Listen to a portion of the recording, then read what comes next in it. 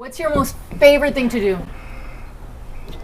Cats, snakes, and lizards. This 8-year-old adventure seeker is a ball of energy. Dylan Smith loves chasing reptiles, playing basketball, and swimming. Got a snake. Back in June, Dylan was swimming the length of his pool, back and forth, holding his breath the entire way. And he went from the shallow end, deep end, and back here. And I was like, oh my gosh. Dylan did it a few times, but then his mom says things got too quiet. My house is never quiet, and it made me look up and I saw Dylan in the corner of the pool. I just see Dylan lifeless. Water was coming out of his mouth and nose, and I just instantly jumped in the pool and grabbed Dylan from Tiffany. Dylan nearly drowned, even though he knows how to swim.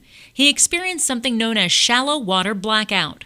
But if we're not conditioned, every single person will have a different tolerance level, and they may not have, one, the energy to go up and rise, and then the amount of oxygen in their blood is too low, they pass out in the water and they drown. Dylan was eventually rushed to Holtz Children's Hospital, but his prognosis was grim. Dr. Swaby, who I love and adore, she said to us, you may not go home with your son. The fact that he was able to wake up and to respond to instructions and to remember things with his dad, like remembering the handshake that he and his dad used to do, was just incredible on its own. And then to really see him continue to grow and improve and get back to a near normal state is really such a miracle.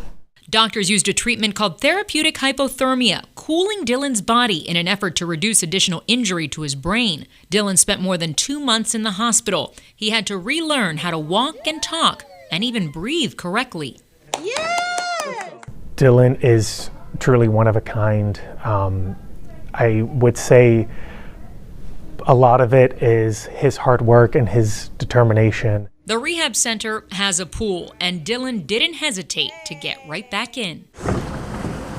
It was too cold for swimming the day we caught up with Dylan, but he still loves the water and is always looking for his next big adventure. He's so happy. He He doesn't ask. He doesn't say why. He's just chasing the fun. And all the reptiles in his backyard.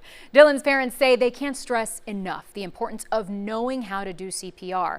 His dad actually started compressions immediately, but they say had it not been for their daughter running to find a neighbor for help, Dylan might not have made it. That neighbor is in the medical field and kept the CPR going until fire rescue arrived. So yes, swimming lessons so important, but they were watching. He knew how to swim, so that's why they stress really the importance of those CPR training as well. That is so frightening. How rare does this happen? It's not very often. It typically happens when people are free diving, and from what I learned, it happens when they're getting closer and closer to the surface. Their body is just tired, but those free divers train for this. This is just a young boy who was having fun, so they didn't know this was possible for them. Yeah, life-saving information. Lauren, thank you.